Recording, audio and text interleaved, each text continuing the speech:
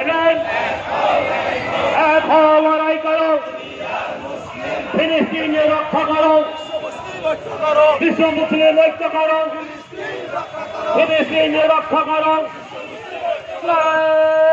থাকবে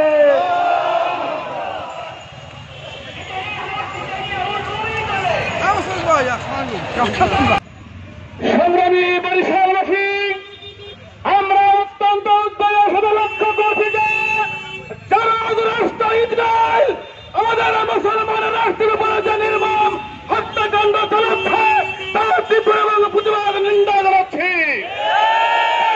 মুসলমান সহ সারা বিশ্বের মুসলমান ঐক্যবদ্ধ হয়ে এই ইসরায়েল রাষ্ট্রকে ধ্বংস করতে হবে ইনশাআল্লাহ।